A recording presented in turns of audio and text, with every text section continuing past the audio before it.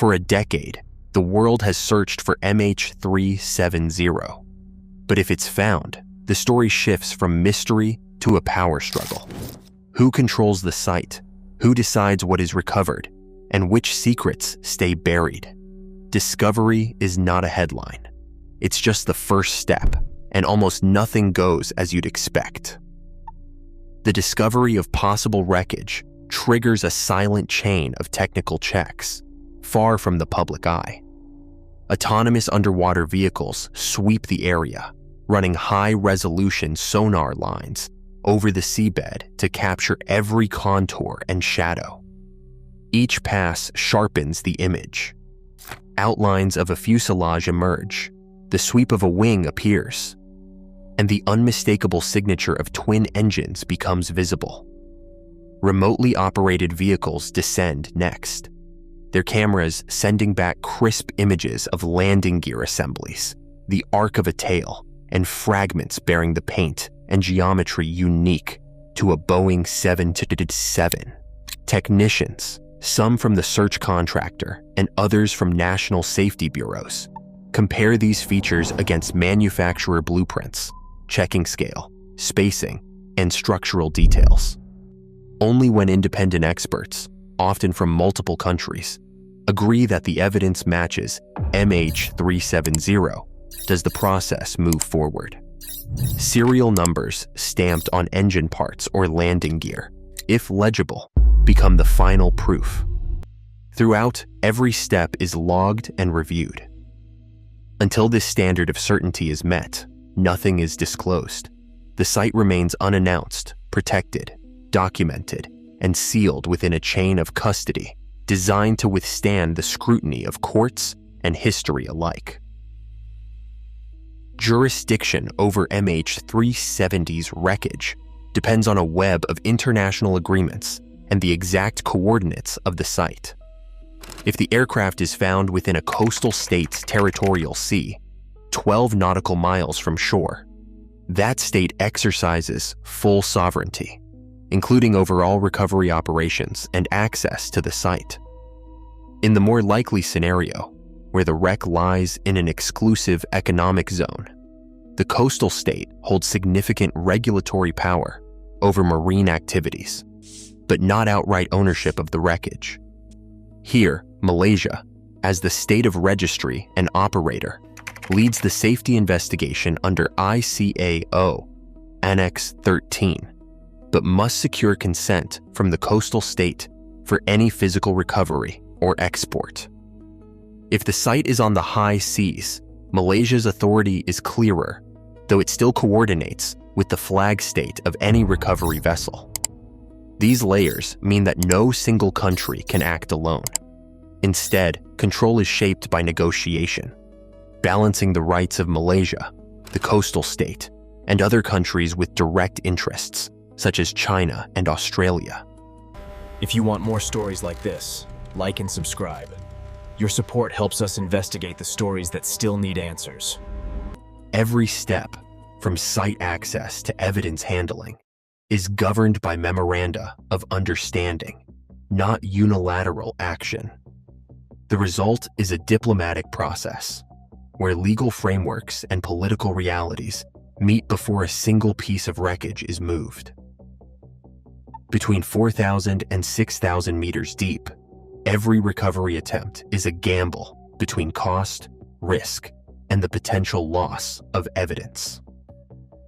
Salvage teams face three choices. The first is to raise as much of the aircraft as possible. This path could mean months at sea, hundreds of millions of dollars, and the real danger of destroying fragile clues during the lift. The second is to recover only the essentials: flight recorders, engines, the cockpit, and key control surfaces. This approach, used after Air France 447 and South African Airways 295, can still cost tens of millions and take weeks or months.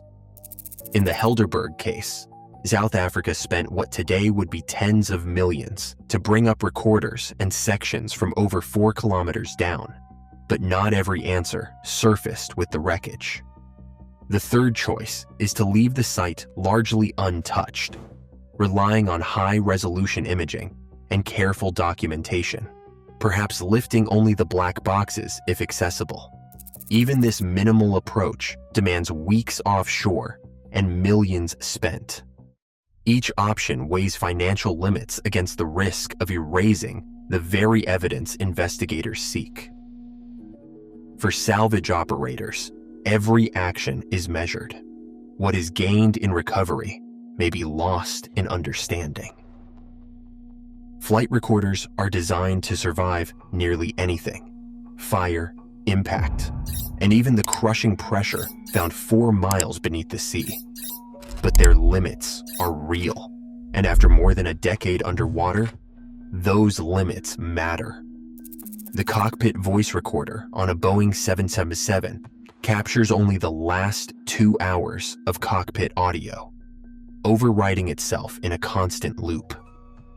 If MH370's power was lost or the unit was switched off before the end, the recording could be blank or incomplete.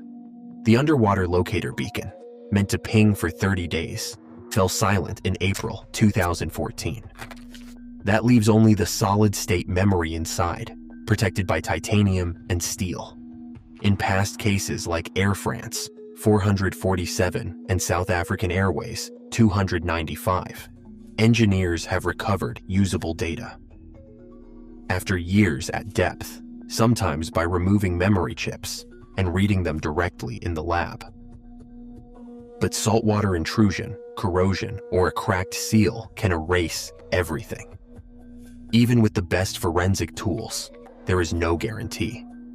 The recorders may still hold answers, or only silence. Investigators know that the evidence ceiling is set not by what is searched for, but by what nature has spared. Forensic engineers pore over the wreckage, searching for mechanical truths left by the ocean and time. The shape of the debris field maps the plane's final seconds. A tight cluster hints at a controlled descent, while wide scatter suggests a high-speed impact. Actuator positions on flaps and slats, if preserved, reveal whether the wings were configured for landing or locked in cruise. Turbine blades carry scars that indicate if the engines were spinning or silent at the moment of contact. Even after a decade at 4,000 meters, stress patterns and fractures can show if the aircraft broke apart in the air or on the seabed. Each indicator narrows the possible story, but physics only describes actions, not intentions. The evidence can reconstruct how the flight ended, but not what decisions were made in the cockpit.